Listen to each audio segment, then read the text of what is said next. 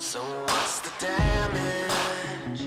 If you got bones with what I said, I didn't plan this. But I'll keep going till I'm dead. I don't need company. No, I'll ride alone instead. You might want something. 'Cause you're cleaning up my mess. I don't wanna see that white flag waving. This is to the bitter end. This is what I live for. I never quit, no, no. This is what I live for. I take another swing, so I never miss, no, no. This is what I live for. It's time to kiss the ring, oh, I'm trying to get gold. 'Cause this is what I live for. This is what I live for. I never quit, no, no. This is what I live for.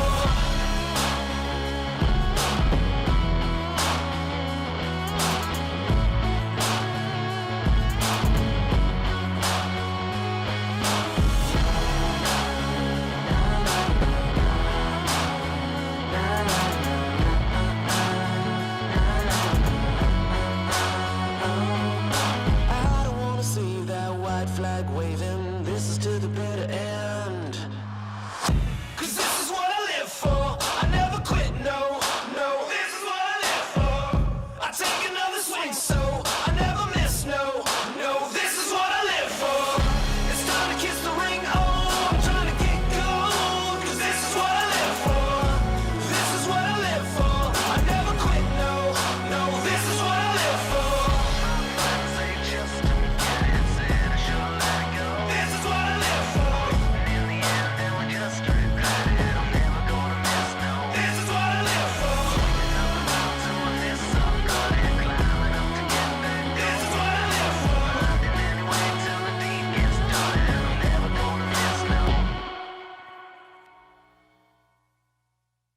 Hello, hello, ladies and gentlemen. I am so excited for today's interview because my interviewer today is, or the person I'm interviewing is, she's such a rock star, and she's one of the most powerful women in network marketing profession.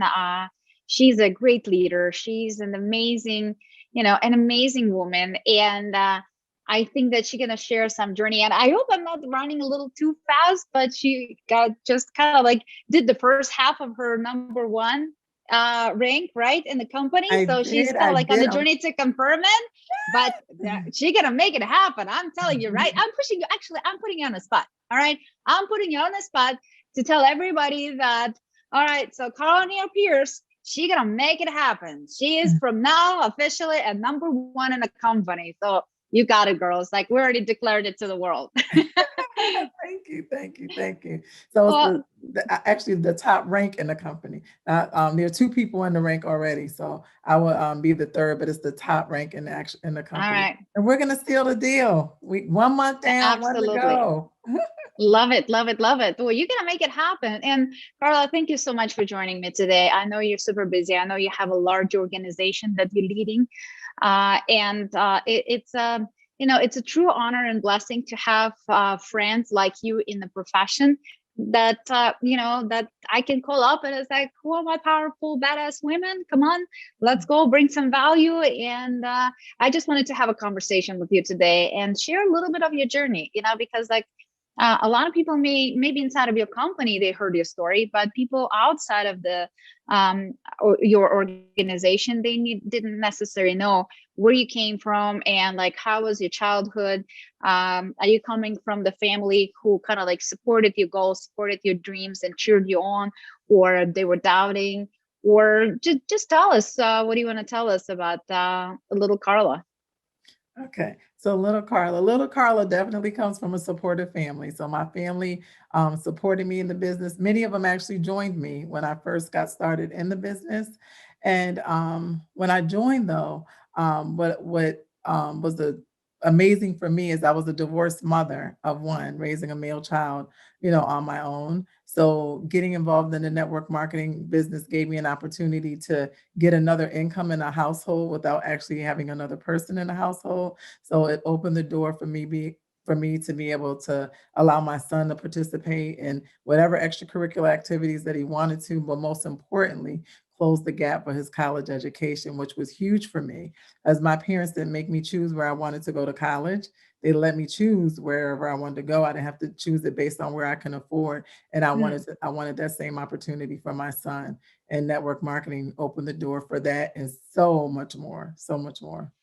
Yeah, this is amazing. And I think that sometimes people are not sometimes, but a lot of times people just don't necessarily realize that the gift we have inside of our profession. Because yes, it's hard business, but it's still simple. You don't need a special college degree. You don't need to be having a special experience.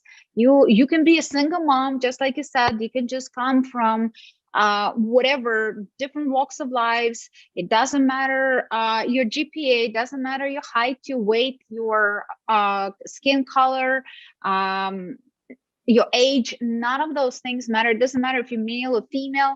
Everybody have the same compensation plan. Everybody have the same structure and the same ability to create that freedom for themselves. So tell me, when you found the profession for the first time, did you kind of like realize that, yeah, I'm gonna go full out, I'm gonna make it happen, or you just wanted to try and see how it goes? So initially, I wanted to make some additional money, like I said, to put away for college for my son. And my time frame was compressed. He was a sophomore in high school, so I knew I had to grind pretty hard. But I knew it was something special about this industry. I'm like, I can really do this. Now, did I think that I would be able to make seven figures as quickly as I did? No, ma'am. But I knew that it was an opportunity for me to kind of get out what I put in, and working in other professions throughout the course of my life. You don't always get recognized for the things that you do, but in the network marketing profession, you not only get recognized, but you also get compensated. So when I saw it, I just took it and I ran and just I haven't looked back. Yeah, I love it. And so when you kind of like when you started building the business, what do you think was your biggest either setback or something that you did not know about profession that kind of like didn't serve you well? Was something like that, or that you quickly had to learn that lesson? I think for a little while, I cared about what people thought. Mm. I cared, that people were gonna look like, "Why is she doing this? What's going on with her?" But I had to get over that, and when I got over that, I got more active on social media. Because when I first started, I had the time, "Oh, I can't say this on social media because I said it 2 days ago." But once I understood that social media was gonna give me an opportunity to make more money, make myself more visible, I didn't care anymore. I started advertising the way the big companies advertise. They advertise all the time, and social media gives us a platform to be able to do that. So I would have to say just, kind of caring what people thought for a little while. For a little Yeah, while. isn't for a little while. Isn't that interesting? Because like how much weight we put on other people's opinion. And it's so funny because I feel like it's almost like it's a egotistic emotion, because we think that we are so interesting that all people do is think about us and talk about us. Yeah, they might for 5 minutes, but then they're gonna forget and they're gonna switch to something else. They're gonna talk about something else. But we still kind of like so hung up about that whole nonsense. And it's so interesting. I'm gonna do a live at some point about that whole topic, because I had an interesting experience a couple days ago. Because like somebody called me gold digger and I should stop hiding by Eric's millions. So I was like, oh wow, okay, all right, and that's interesting. But it hurt. You know what's crazy? It hurt. I kind of like I know who I am. I think the world knows my role inside of our company, but it still hurt. It's the same thing like when Eric wrote his book. We sold over 4 million copies around the world, but there are probably like 5 one-star reviews. So he forgets about the 4 million, but he obsessed, especially at the beginning, not anymore, but at the beginning he was obsessed about those 5 who gave him a 1 star. I was like, dude, there is 4 million people that worship this book and contribute a lot of their success to you and what you wrote in it, and you still paying attention to those 5 losers. It's like, why? And it's so funny because a couple of days ago I caught myself doing the same thing. So how did you deal with that? How did you overcome that? Not being worrying about other people's opinion? I just got to the point where I didn't care. I started seeing more success in my business, and that's what I focused on, and just Hmm. being more and more Just like that. I successful. didn't care and I just forgot about it. All right. Yeah, like I had to push past it because if I held on to what everyone thought, then I wouldn't go anywhere. I would be Right. making my decisions based on, well, I don't want to do this because I don't want to offend this person. Well, I don't want people to think that. And I had to just push past it and do what was going to be best for me and my family. Right. And I think that's kind of like that's what define a leader, because we all go through similar emotions, fears and obstacles and challenges in our lives, and overwhelmed sometime, and all kinds of different drama is happening to successful people and non-successful people. It just people who are on a certain level of understanding, on a certain level of maturity, in their kind of like life journey, they just spend way less time on that. They don't kind of like throw a self pity party for themselves for like days and weeks. They just kind of like, oh, okay, I'm over it. I'm gonna do because I have more important things to do. So this is really important topic, and I think especially for women, we just spend so much time beating ourselves up on like, oh, how do I look and what they think about it me? What did I say something wrong? Or what if they say no? What if they didn't like it? I mean, it's just nonsense. So especially as women, we need to pay attention to that inner voice that talks to us, and instead of kind of like, how do I look, ask the question, how can I present my product or my opportunity in a way that they can see it, in a way that they can open up their mind, in a way that they will be interested to join me and my company and lock arms with me and potentially change their life. So I think when you start asking yourself right questions, you're going to be way better off. So, okay, we got kind of like through that kind of like, so to speak, a lesson in your life. But if you would describe who is Carla in, let's say, 3 words, what are your biggest talents, or what are the things that kind of like identify you the best? The things that identify me the best is my mindset. I have a positive mindset. I'm extremely, extremely driven, very organized, committed to whatever I decide to be committed to. Um, and I love to have fun. I love to laugh. Love to have gotta make it fun. Even with I business, you know, gotta right? have fun. You gotta make it fun. So if you would say like, what is your kind of like your superpower that you do really well, or or you have that skill, that talent really well, that helps you in life? What is that? I would say managing my time, owning Okay, my schedule, that's a really, big one. really executing my daily methods of operation and sticking to it. Like I even when I have calls, like I set timers on my phone so I can stay on point. Because it's easy to get off target when you're talking to people, but I would say that's definitely one. Owning my So daily operation. for me and for everybody watching us today, describe what your day looks like.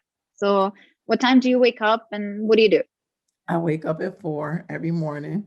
When I Wow. wake up and at 4, I pray. I do my Lifesavers. Lifesavers is a book by Hal Elrod, Miracle Morning, where I pray, I say my affirmations, I visualize what I want to happen in my life. The E is exercise, R is reading, S is scribbling or journaling. And once I do that, I take a peep at my numbers. I look at my numbers every single day, see where we are, write my numbers down. I do write my numbers down every day. And then I actually host a room on Clubhouse, a 5 a.m. club room on Clubhouse every morning, Monday through Friday. Take the weekends off, for that. I And wanted to just, say invite me to it, and then I was like, nah, 5 a.m. Sorry, I'm not gonna go. yeah, everybody's not getting up at 5 o'clock in the morning, but Wow. and there are definitely mornings that I don't feel like getting up and doing it, but I committed, and I know people are looking for me. So that's where that commitment and dedication comes in again, and it helps me to get my day started. Right. So after you're done your clubhouse, and what is the theme of your room? It's 5 a.m. chat, millionaire moments. We talk about a little bit of everything. We talk mostly about business. Hmm. Sometimes we talk about general things in life, just really being thankful for where we are. But mostly business, different things related to business, overcoming no's, getting used to hearing no's, helping people to understand that the person that gets the most no's is actually the person that probably is going to get the most yeses too. So different tips, different business tips.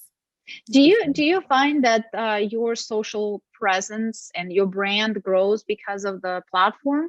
Did you kind of like bring more um, participants into your business or customers into your business because of that room, or you totally keeping it generic? I keep it generic. It's generic.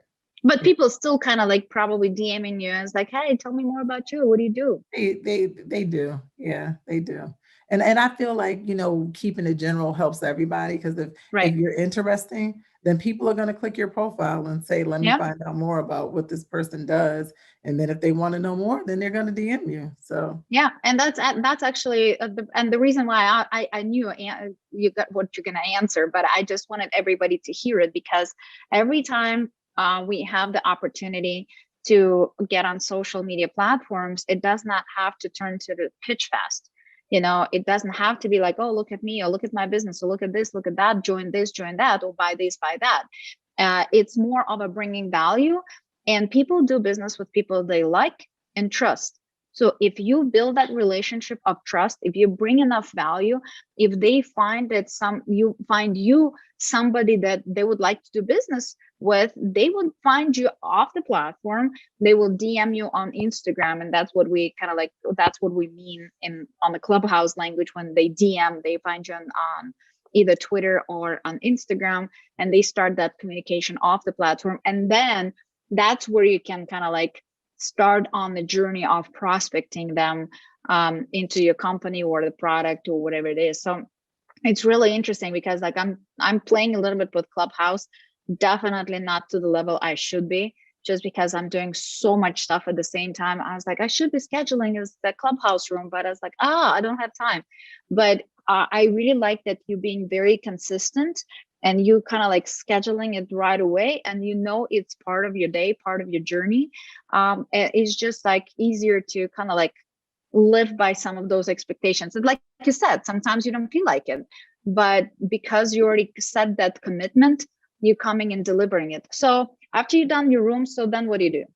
I wanted to go back to the value add because I All talk about right, that all right. often. People don't realize folks don't want to be hunted. They don't Mm-hmm. want to be pitched. But if you add value to what people are doing, they're gonna not just come to you, but they're gonna send people your way too Right. because they felt something, with that. So we talk about that a lot in the clubhouse room too. So after that, I eat breakfast. And then I get my day started, and my days look different. Some days are group meetings. I do a lot of Zooms, a lot of one-on-ones, and that's pretty much what my day consists How of. many how many people you work on a daily basis? Because you have how big is your organization? I have over 75,000, probably close Wow. to 76,000. But within that, I have a ton of powerful leaders that work directly with their team. So I don't work with every single Right. person, Of you know. course, of course. Well, first of all, congratulations. You have a really strong and powerful organization. So, how many leaders, and that's kind of like where I'm leading to is people kind of like think is like, how do you manage 75,000, 80,000 people organization? Well, you don't work with every single person. You have a lot of key leaders in kind of like key positions and who you work with. So, what is your key circle of leaders? How many people you basically on a frequent basis, kind of like let's say every day, every other day, talk to inside of your kind of like Probably leadership about circle? probably about 20 to Okay. 25. If I'm going down deep, Right. some are elite, some are almost elite. So on a regular basis, probably about 25 that I can lean on and count on to make things happen, execute, and, just brainstorm because, Right. I didn't get to where I am just based, on me and my thoughts. We definitely collaborate a lot and build off of each other. Yeah, and that's kind of like, that's the key, because I find that best number, kind of like anywhere between 20 and 30 people, is that magic number that you can work with, because other than that, it just gets too big, it just gets too much. And I'm sure your leaders also have their circle of 20 or 30 people They they're do. working in with, and then it just kind of like pass it down, pass it down, pass it down. And that's kind of like, Duplication. yeah, Mhm. and that's how you lead 80,000 people. Duplication. Yeah. So I know, of course, we talked about you reaching that top rank in the company, and again, congratulations on that. I know you worked really, really hard, but I know you're just getting started. Even though you're already very successful, you're already very powerful. What do you think? What is on the horizon for you on the business side and the personal side? Let's say 5 years from now. Oh, 5 years from now, I wanna be owning a jet like yours, like that. 5 years from now, right? Be flying around in my personal jet. But really, it does get you places faster. It does, and, when you start reaching more people, it sounds like a stretch, but, it ends up becoming a reality just depending on the direction that, your business is going in. But, I just wanna be able to impact and empower more people, especially women, and Mhm. people that have gone through something to, just to let them know that there's life after whatever they've gone through. Right. Um, so being able to impact more people.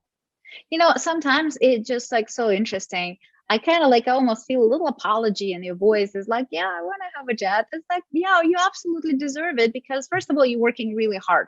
But I think the most important part for all of us to understand, it's not sometimes as like, yeah, some people say like, well, why do we need it? It's such a luxury, and why, and this and blah, blah, blah. But it's in our world, if you want to impact more people, it's a necessity, because it's going to get you faster to a lot of different places. And when you're working and running and gunning 24/7, sometimes sleeping in your bed is really valuable, going back home. But also, I think that people forget that money is just a tool, it's just a measurement stick of your impact. And you always can get more money. You just need to impact more people. You just need to help more people to reach their goals, to help them achieve their dreams. And then you will be able to achieve your goals and your dreams. But don't get stuck on the money, because I keep hearing, especially from women, we kind of like, once we reach certain level of success, we start apologizing for it. We start kind of like saying things like, oh, I'm not probably deserving all of this success. And especially when you start hearing somebody else tell you, it's like, well, you're a workaholic. It's like, how much money do you need? You cannot earn all the money in the world, and all that nonsense. But people do not realize money is not the most valuable currency. The most valuable currency is time. You Sure. can always get more money, absolutely, but you can never get more time. We all have the same 24 hours in a day, and we have all the same 365 days a year. And guess what? None of those are guaranteed. None of those are guaranteed. So, on one side, if you want to live your life and create a lot of impact, you just need to be very wise with your time and realize, okay, do I want to spend time on this, or I can just do a little bit different way? Because I don't mind working hard. I work hard, but I also want to work smart, because I want to create a greater impact. I don't have 100 years to impact 100,000 people, or 1 million people, or 100 million people. I only have God knows how many years on this planet, and I want to do as much as I possibly can. And what's interesting? This conversation reminds me of a couple of weeks ago, Harvey McKay was staying in our house, because him and Eric went to golf for Eric's birthday with a couple other friends on the boys' trip. And Harvey stayed in our house, and he's such a brilliant man. I mean, he's one of my mentors, and I adore the guy. And he's just been really big blessing to our family. But because he's so wise, every time I have a moment with him, I was like, okay, Harvey, how can I get a little bit more golden nuggets from you? Like, teach me, because he's a very successful man. And, one of the things that he's like, what I want them to write on my grave, because he's like almost 90. And of course I was like, Harvey, you know, we're dying, but what do you think? And he's like, he couldn't sleep faster. And this is such a cool saying, because like he couldn't sleep faster because he wanted to do more. He wanted to impact more. He wanted to do more in his life and create a bigger legacy in his life. And that's what we all do. Inside of our profession, this is such a unique profession where you can build the legacy, not just for you and your family, you can build a legacy for the generations to come. Because all of these people joining your team, being blessed with the gift of network marketing, being blessed with your leadership, being blessed with your attention, being blessed with your, care and love about them. And if you continue to spread that more and more, it's like that little rock that you drop in the lake, and you will see that ripple effect that will continue to go and go and go. And sometimes you will not even know people that you impacted, because you faced your fears, because you made the sacrifices, because you were willing to wake up at 4 a.m. and do the work and show up for your team. And that's, that's the price of leadership. That's the price of leadership. I cannot agree more. Like and that's the beauty of this business, is that you have the time. You don't have to leave your home. Most network marketing, you're working from home. You don't have the overhead of a regular brick and mortar store. You don't have to leave your family. You don't have that time commuting to go to someone else. It's just like that whole time and flexibility is everything. And the financial piece, I mean, that just adds to it. Where when I look at like how my money increased, each year in the business, like I've never made $1 million in a year before working for someone else. 5 years into the network marketing industry, I was a 7-figure earner. So you have the ability to really know your value in ways that you wouldn't necessarily know it working for somebody else, because that glass ceiling is there. So like all of those reasons, all of those things. The finances are a definite bonus, but the freedom and flexibility to be with your family is priceless. You can't put a price tag on it. And I think another very important part to it is the person you've become in the process. By facing those fears, by going through those challenges, by going through those naysayers and people that doubt you and people they laugh at you, that makes you stronger. That's probably one of the reasons that a lot of people don't succeed in our profession. Of course, the price of entry is so low, so it's much easier to give up and quit and tell everybody that this business sucks, so it doesn't work, because you didn't want to work. But if you stick, like Eric says, it's like a grinding wheel that's gonna make you that kind of like clumsy chunk of metal or stone or whatever into that beautiful diamond, then you will see such a powerful new human being that you still had inside, but it had to come out. It had to have that power to become that beautiful and strong and powerful and shining light in somebody else's life. So I'm really grateful for you spending some time with me today, and I hope you guys got some value. Make sure to share this video. I know a lot of people would benefit from watching it. Carla was giving you some great tips and ideas, so give her some love, give her some hearts. And if you had some of those similar situations in your life, so leave in the comments as well. And of course, I don't know if you guys know, but Carla also will be speaking at the Most Powerful Women in Network Marketing event. So make sure you register, make sure you tune in, make sure everybody on your team registers, because it's going to be super fun.